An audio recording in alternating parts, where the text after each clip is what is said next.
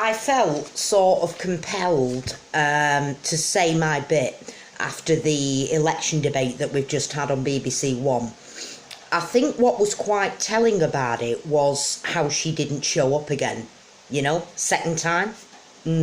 Something not right there, is there? If you've got nothing to hide, Saint Teresa, you know, why aren't you coming to the fore?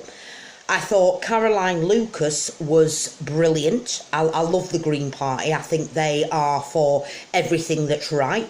You know, obviously it's not just a planet thing. They talk about a nominal wage, you know, for those of us that might be made redundant, and we're all on a flat wage. It's not determined on how long you've worked or what disability you've got or what mental health problem you've got. It's a flat wage. I like that. But Corbyn, again, fantastic. You know, I was quite sceptical of Corbyn, that there is no mistake of that.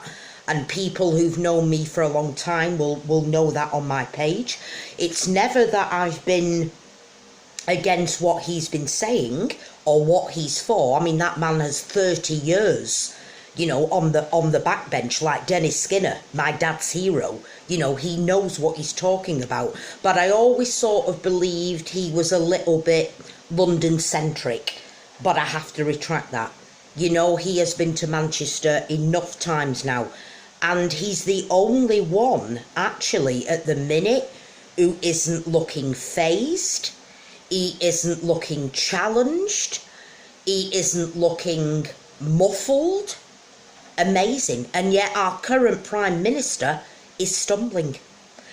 I never thought I'd say this of Jeremy, but he's actually looking quite polished. You know, and that's a maverick backbencher who's not meant to look polished. You know, I've got to give it him. I think his confidence as a speaker is coming through more.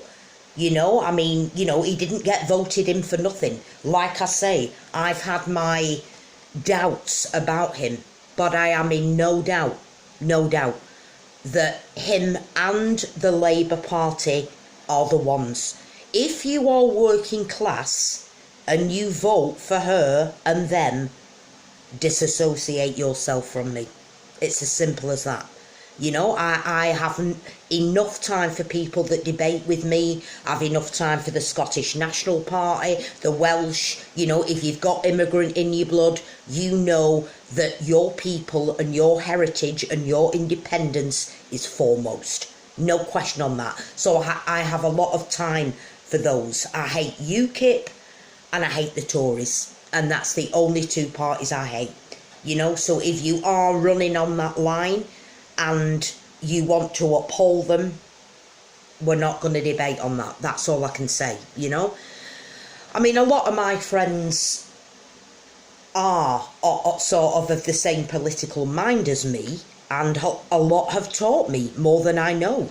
You know, I don't know everything. Knowledge is key, isn't it? And what I would urge people to do is, especially after our very, very sad week in Manchester and our awful time and how we felt, is do not rely on mainstream media. You know, seek to find out more, because it will tell you more.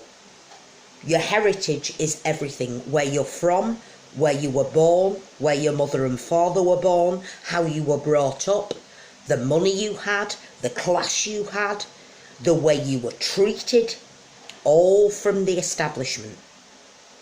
So make it count, your vote.